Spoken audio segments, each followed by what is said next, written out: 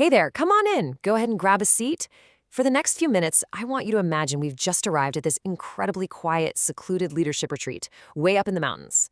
Seriously, mentally settle yourself into a giant, comfortable leather chair right by a crackling fireplace in this stunning timber frame chalet.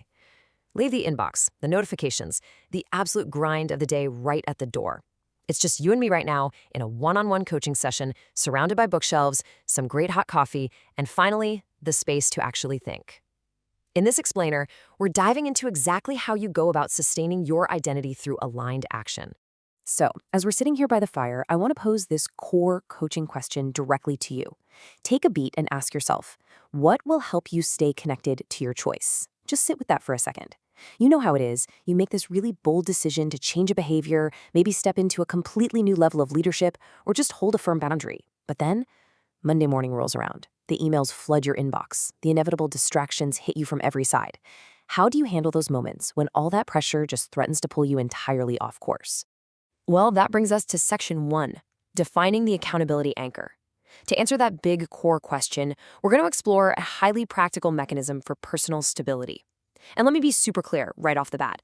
This is not some mystical, abstract pie-in-the-sky concept. This is a highly grounded tool, and it is absolutely crucial when you're trying to establish a new baseline for how you operate. Look up at the ceiling of this mountain lodge we're imagining right now. You see those massive, heavy, load-bearing wooden beams? They are holding the entire roof up, totally regardless of whatever snow or wind is howling outside. That is exactly what an accountability anchor is for your identity. It's the literal structural support beam of your aligned action system. Its whole job is just to help your newly chosen, aligned self stay completely present when your old habits inevitably try to pull you right back into your comfort zone. Okay, let's dive into this next part. Section 2, engineering your new identity. Notice the word engineering. We aren't just crossing our fingers and hoping for the best here. We are talking about the actual practical mechanics of behavioral engineering. We have to engineer a new identity so that your best intentions don't just magically evaporate the second the pressure gets high. What's really fascinating here is how clearly this whole battleground is laid out. Over on the left, we've got our past reflexes. These are driven by raw emotions, the endless daily distractions, and those really deep grooved old habits. If we just rely on sheer willpower, honestly, the left side is going to win almost every single time. But then look at the right. We have aligned action. This is all about consistency, discipline, and your consciously chosen identity. By integrating some behavioral engineering, literally installing an anchor, we shift that balance of power entirely. We build the discipline required to keep that chosen identity stable until it just becomes your new natural reflex. Which brings us to section 3, exploring your anchor menu. Imagine I'm just pulling a bunch of different tools off the bookshelf right here in our retreat library. I'm giving you a full menu of anchors to choose from. You absolutely do not need to use all of them. You just need to find the one that fits your specific working style and the unique challenges you're facing. So let's check out what's on the menu. First category up, time and rhythm anchors. Think of this kind of like a steady, ticking grandfather clock sitting right over there on the mantle. This is all about using the actual structure of time itself to keep you grounded and moving forward. So how do you put time to work for you? First off, the brilliantly simple 10-minute timer. When you're totally dreading a new task, just set a timer and tell yourself, look, I only need to begin. You will be amazed at how quickly that lowers the barrier to entry. Second, you can use a scheduled time block dedicated solely to your aligned action. Treat it like a meeting with your VIP client. Protect it.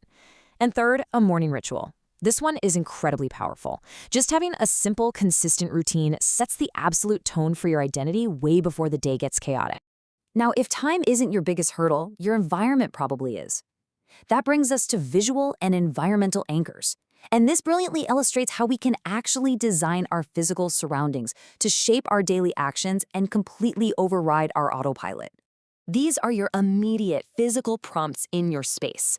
It could be something as beautifully low-tech as a visual cue, like a brightly colored sticky note placed exactly where you know you'll be tempted to fall back into an old habit. Put it on your monitor frame, slap it on your steering wheel.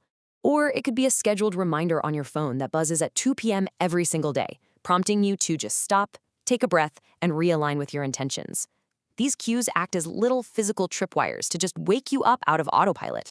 Right, moving on. For some of us, internal motivation isn't enough. We need outside reinforcement. That's where social and relational anchors step in. Picture yourself sitting right across from a trusted team member here in this library, looking them dead in the eye and sharing exactly what you are trying to achieve. Because the minute you involve other people, the stakes completely change. You might set up a brief, weekly check-in with a colleague who knows exactly what your goals are, or you might make a flat-out public declaration or promise. Making a promise to someone who respects you, that practically guarantees your follow-through. Suddenly, your personal integrity and your reputation are directly tied to you taking that aligned action. But what if the battle is entirely internal? You're caught up in stress, spiraling thoughts, the whole 9 yards. This is when we turn to mental and somatic anchors. This is about grounding ourselves physically and mentally, interrupting our body's stress response before it completely hijacks our behavior. If you feel yourself slipping into one of those old, reactive patterns, you need a circuit breaker fast. It might be a quick journal prompt to get those messy thoughts out and reoriented on paper. It could literally be physically removing yourself from whatever environment is triggering you, like stepping out onto the wooden deck of our mountain lodge here to take a short, crisp walk. Or it could be a tactical breathing exercise or a simple grounding phrase you repeat to yourself to just instantly calm your nervous system down. Section 4, setting boundaries and stakes. Because sometimes, let's be real, the gentle reminders just aren't enough. So the crucial point is that sometimes the most effective anchors require us to set incredibly firm rules for ourselves, establishing real boundaries and putting real stakes on the table. This is drawing a hard line in the sand. We're talking about a non-negotiable boundary that aggressively protects your time or your mental energy. It also means establishing a specific consequence well in advance. If you know for a fact that falling back into a misaligned pattern is going to cost you something tangible, something you've prearranged, you are far, far more likely to stay anchored to your chosen path. You essentially just remove your own wiggle room. All right, Section 5, choosing your personal anchor. We've looked at the entire menu. We've covered time, the environment, your relationships, mind, body, and boundaries. Now I'm turning the focus entirely back to you. It is time for you to actually choose your specific anchor. And as you choose, I want you to really let this thought sink in. The anchor doesn't have to be complicated. It just needs to be an effective tether that keeps you connected to your intentions. Let me reassure you right now, simplicity is the name of the game here. This isn't about perfection. It's definitely not about designing some flawlessly complex system. It's simply about finding a strong, reliable tether that you can grab onto when the chaotic winds of life try to blow you backward. Let's bring this whole shebang together into an actual, actionable plan that you can use the second we're done here. Step 1. Identify your trigger.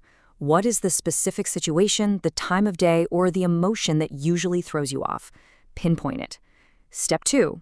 Choose your anchor from the menu we just explored. Pick the one single tool that directly counters that trigger. And step 3. Commit to the boundary. Lock it in. Treat this commitment with the exact same level of respect you'd give a non-negotiable meeting with your most important client.